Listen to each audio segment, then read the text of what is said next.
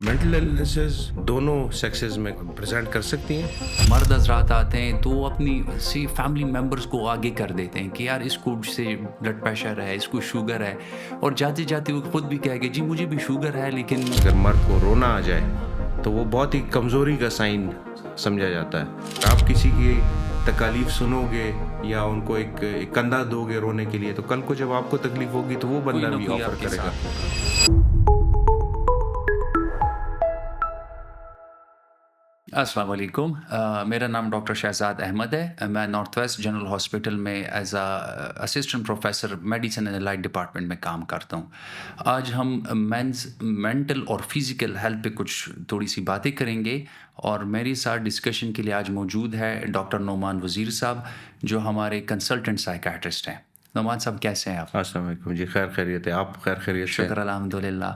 नोमान साहब, मेरा पहला सवाल जो आपसे होगा कि मर्दों को ज़्यादातर मेंटल इश्यूज़ जो मोस्ट कॉमनली प्रिवेलेंट है, जो बहुत ज़्यादा है सोसाइटी में, कौन-कौन सी हैं? मेंटल इलनेसेस तकरीबन जो सारी हैं वो दोनों सेक्सेस में प्रेजेंट कर सकती हैं। कुछ ऐसी बीमारियां हैं जो मर्दों में ज़्यादा प्रेजेंट करती हैं, जैसे ड्रग एंड अल्कोहल अब्यूज़ है, जैसे एडीएचडी, एंटी अटेंशन डेफिसिट जी। हाइपर एक्टिविटी डिसऑर्डर है, जिधर सुसाइड का रेट भी काफ़ी हाई है मर्दों में। इसके अलावा जो कॉमन मेंटल इलनेसेस है वो तकरीबन दोनों सेक्सेस में बराबर इक्वली है। प्रेजेंट करती हैं। कुछ अनफॉर्चुनेटली ज़्यादा प्रेजेंट करती हैं फीमेल्स में, जैसे डिप्रेशन है, एंग्जाइटी है, मगर ओवरऑल प्रेजेंटेशन दोनों में एक जैसी ही है।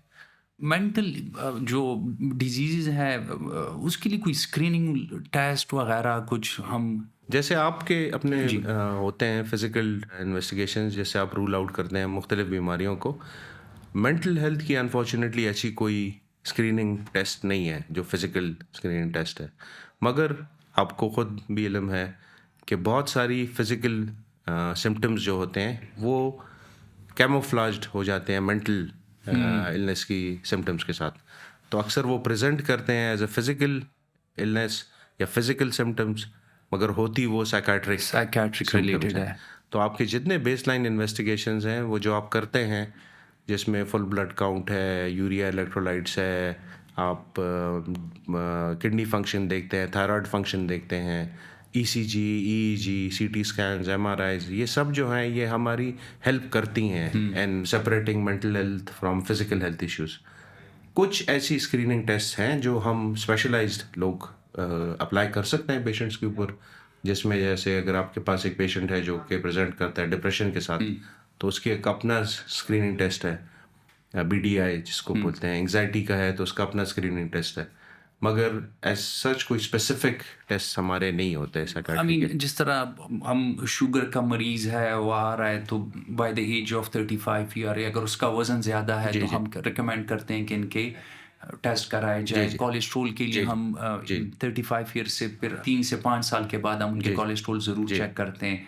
तो उसी तरह साइकियाट्री रिलेटेड या मेंटल हेल्थ के लिए कुछ स्पेसिफिक एक्सेप्ट 1-2 स्पेशलाइज़्ड के अलावा कोई और टेस्ट नहीं है? मतलब वही जो स्क्रीनिंग टेस्ट हैं जो हम यूज़ करते हैं, जिसमें डिमेंशिया का अपना जी। जैसे स्क्रीनिंग टेस्ट है, जिस तरह साइकोसिस का अपना स्क्रीनिंग टेस्ट है, पर्सनालिटी डिसऑर्डर्स अगर हमने देखनी है उनके अपने स्क्रीनिंग टेस्ट है, बट ऐसे स्पेसिफिक फिजिकल स्क्रीनिंग टेस्ट नहीं होते।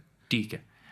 नोमान साहब, जो चीज़ मैंने नोट की है, एक तो एक हमारी सोसाइटी के जो नॉर्म्स हैं, जो मर्दों को हमने एक मस्कुलाइन टाइप की एक इम्प्रेशन दिया हुआ है। बिल्कुल। आई मीन यूजुअली वो अपनी बीमारी को एक्सेप्ट नहीं करते, हुँ, क्योंकि हमारी सोसाइटी कहती है कि मर्द को मजबूत होना हुँ, चाहिए, वो डिजीज़ फ्री होगा, उसके हुँ, इमोशंस नहीं होंगे।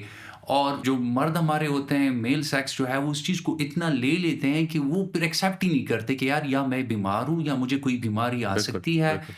या मुझे कोई अपने टेस्ट करने हुँ, होंगे। आई mean he just स्लीप्स over it, वो जी, उसको बस भूल जाता है। मेरी नज़र में तो मर्दों के हाँ, लिए ये काफ़ी बड़ा बिल्कुल, एक इशू बिल्कुल। चल रहा है। You are absolutely right. हम साइकियाट्री में भी यही देखते हैं। हमारा तो अनफॉर्चुनेटली एक और चीज़ जो हम बहुत कॉमनली एक्सपीरियंस करते हैं वो एक स्टिग्मा है, एक जी। एक धब्बा है हाँ।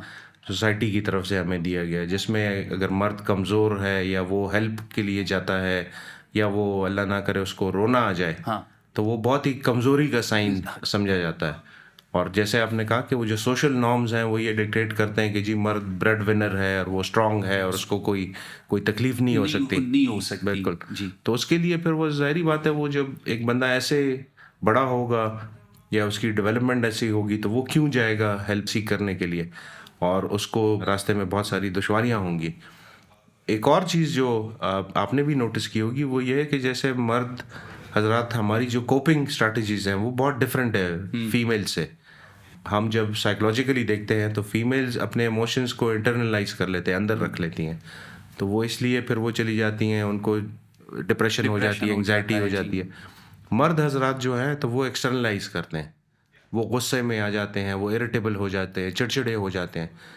अब उसका एक पॉजिटिव इम्पैक्ट भी है एक तरीके से और नेगेटिव भी है। पॉजिटिव ये है कि चूंकि वो सोसाइटी डिक्टेट कर रही है तो वो ये समझती है कि जी मर्द अगर इरिटेबल है या वो गुस्से वाला है तो ये एक अच्छी बात है, वो अच्छी बात। मर्दानगी की जी, निशानी है।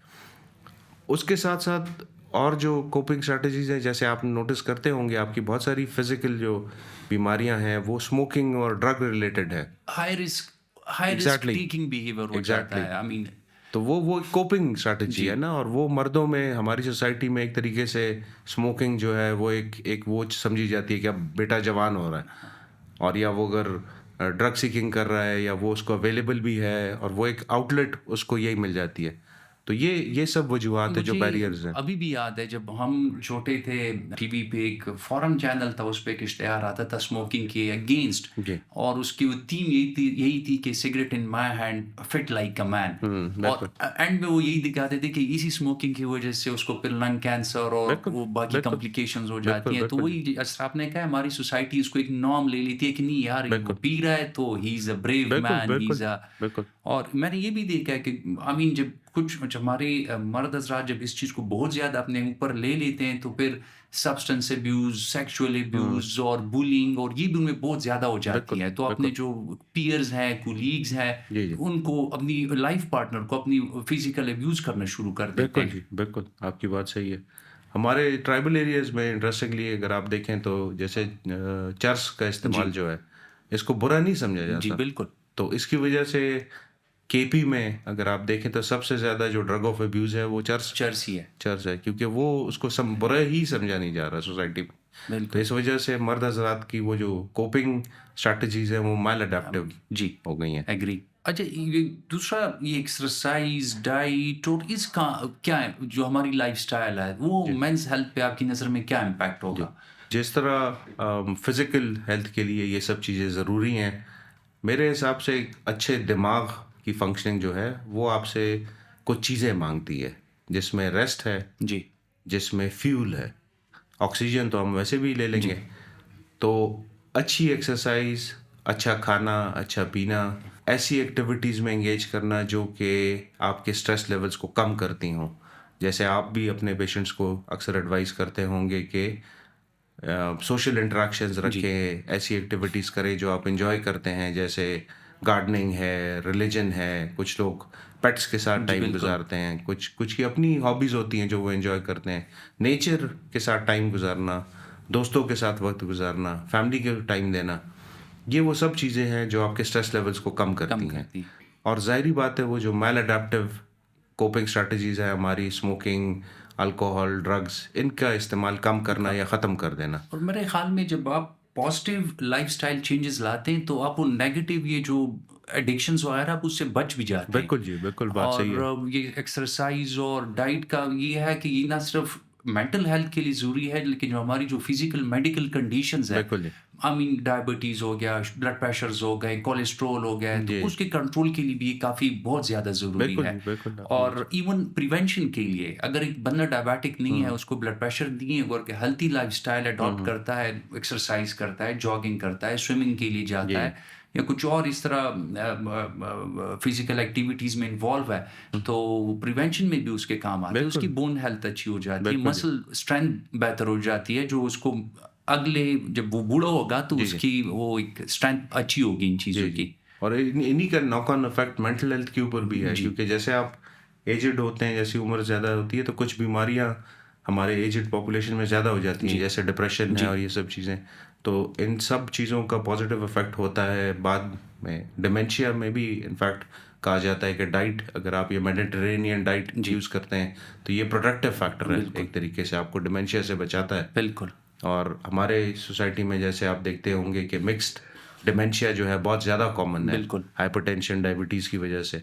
तो अगर वो 2 चीज़ें कंट्रोल हो जाएँ, तो कल को वो डिमेंशिया के इंसिडेंसेस भी कम हो बिल्कुल। जाएँगे या और ख़त्म हो आई जाएँगे। मीन मेरा नेक्स्ट वो क्वेश्चन आपसे ये होगा कि जो हमारे फाइनेंशियल कंस्ट्रेंट्स है या जो एक फाइनेंशियल वो है, वो एक मर्द पे कितना असरअंदाज होते हैं कि वो अपने हेल्थ, फिजिकल और as well as mental health पे बिल्कुल, बिल्कुल। वो करे। तो इवन उसके बारे में आप क्या कहेंगे? अब फाइनेंशियल्स ऑब्वियसली हमारी, चूँकि जैसे हम अभी डिस्कस कर रहे थे कि ब्रेड विनर्स जी। मर्दों को ज़्यादातर हाँ। समझा जाता है।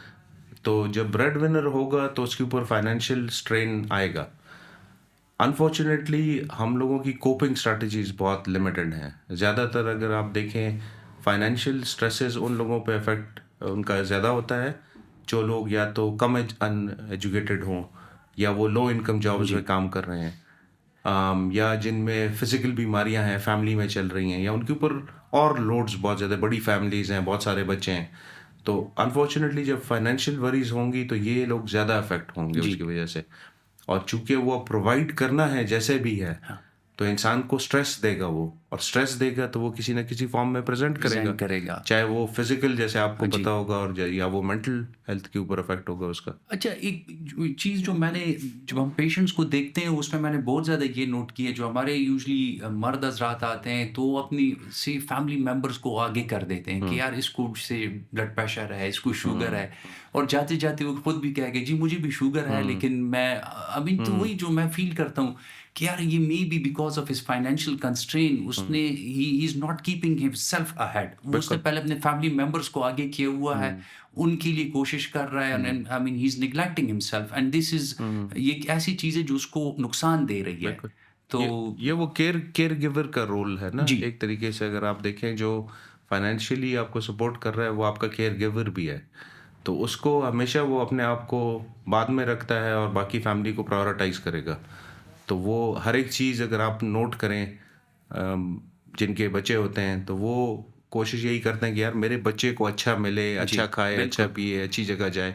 वो अपने आप को इग्नोर करते हैं, और इसलिए ये बहुत ज़रूरी है कि अपने आप को भी टाइम देना चाहिए। अपनी जो रिक्वायरमेंट्स हैं, या फिजिकल है या साइकोलॉजिकल हैं, इनको टाइम देना चाहिए, क्योंकि अगर आप ठीक नहीं होंगे तो उसका नॉक ऑन इफेक्ट आपकी सारी आगे फैमिली के बढ़ेगा, आगे सारी बिल्कुल फैमिली के ऊपर बढ़ेगा। होगा जी। और दूसरा यही है कि जब वो आई मीन ये फाइनेंशियल इकोनॉमिक चीज़ों में इतना एक बंदा पंस जाता है तो वो I mean he won't be socialize, वो बिल्कुल, दोस्तों के साथ नहीं जाएगा, बिल्कुल, वो बिल्कुल, बाहर नहीं जाएगा, वो अपने आप पे एक्सपेंडिचर नहीं बिल्कुल करेगा, जी। वो एक्सरसाइज डाइट उसकी जी, नहीं जी, होगी, बिल्कुल, तो बिल्कुल। और मसले बनेंगे।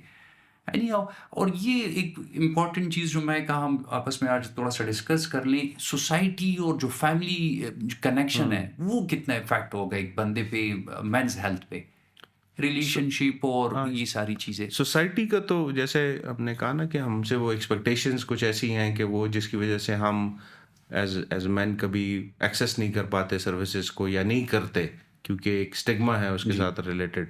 उसके अलावा ये है कि हमारी जो अपनी आपस में जो बॉन्डिंग है, या सोशलाइजिंग है, या फैमिली के साथ जो इंटरेक्शन है, ये बहुत ज़्यादा ज़रूरी है, क्योंकि ये आपको एक वेंट करने का ज़रिया मिलता है। एक ये टू वे स्ट्रीट एक जी। तरीके से है। आप किसी के लिए कुछ करोगे तो दूसरा आपके लिए कुछ करेगा। अगर आप किसी की तकालीफ सुनोगे या उनको एक कंधा दोगे रोने के लिए, तो कल को जब आपको तकलीफ होगी तो वो कोई बंदा ना भी कोई ऑफर आपके करेगा। साथ होगा। तो फैमिली के साथ रिलेशनशिप, सोशलाइजिंग, ये सब चीज़ें एक तरीके से आपको डिस्ट्रैक्ट करती हैं जी। उस मसले से। थोड़ी देर के लिए आपका दिमाग किसी पॉजिटिव जगह पे चला जाता है, आप शायद एंजॉय करो, आपको अच्छा फील हो। तो जब अच्छा फील होगा तो अच्छे हार्मोन्स रिलीज रिलीज़ होंगे। होंगे, स्ट्रेस आप हार्मोन्स बिल्कुल, नहीं आएँगे, बिल्कुल, और जो आपकी जो again I would talk about medical physical diseases, आपका शुगर बेहतर बिल्कुल जी, कंट्रोल होगा, ब्लड बिल्कुल, प्रेशर ज़्यादा बिल्कुल जी, कंट्रोल होगा। बिल्कुल। नॉर्थ वेस्ट हॉस्पिटल क्या कर सकता है जी आपके ख़्याल में, आई मीन मेंस हेल्थ के बारे में? हमारे पास अल्लाह के फजल से काफ़ी अच्छे फिजिशियंस हैं, जी। काफ़ी अच्छे सर्जन्स हैं। हर एक डिपार्टमेंट हमारा काफ़ी अच्छा वेल इक्विप्ड है। मल्टी डिसिप्लिनरी टीम है हमारी, जिसमें मुख्तलिफ लोग काम करते हैं। तो मैं तो यही लोगों को कहूँगा कि जब भी किसी को तकलीफ़ हो, कोई ज़रूरत हो, तो वो या ईमेल पे हमसे जी, कांटेक्ट करें या हमारे रिसेप्शन को फ़ोन करें और हम 24 घंटे तैयार हैं उनकी हेल्प करने के लिए, सुनने के लिए। जी। और किसी किस्म की भी कोई ज़रूरत होगी तो विल इंशाल्लाह go out of our way to help और ईच अदर। दूसरा हमने होम सर्विसेज़ भी शुरू करा बिल्कुल जी, दिया है, तो वो भी एक अच्छा ऑप्शन है जो अवेल कर सकता है। बिल्कुल, हमारी कम्युनिटी मेडिसिन डिपार्टमेंट काफ़ी एक्टिव है। बिल्कुल, प्रिवेंटिव साइड पे सेमिनार्स वगैरह, बिल्कुल, वॉक अरेंज करना और जो लोगों को मेरी नज़र में ये काफ़ी अच्छी चीज़ें हैं बिल्कुल, जिससे लोगों को बहुत इम्प्रूवमेंट होगा। बिल्कुल, बिल्कुल, जी। बिल्कुल सही बात है। थैंक यू नोमान साहब, बहुत-बहुत शुक्रिया। आपने काफ़ी चीज़ों के बारे में हमारी रहनुमाई फ़रमाई है और मुझे उम्मीद है कि आप लोगों को भी हमारी इस गुफ्तगू से काफ़ी फ़ायदा हुआ होगा। और अगर आपको किसी भी किस्म की रहनुमाई या किसी भी किस्म के आपके कुछ क्वेश्चंस वग़ैरह हो, तो आप किसी भी वक़्त हमारे हॉस्पिटल में आके हमसे पूछ सकते हैं। और thank you very much once again और मिलते हैं अगले पॉडकास्ट में।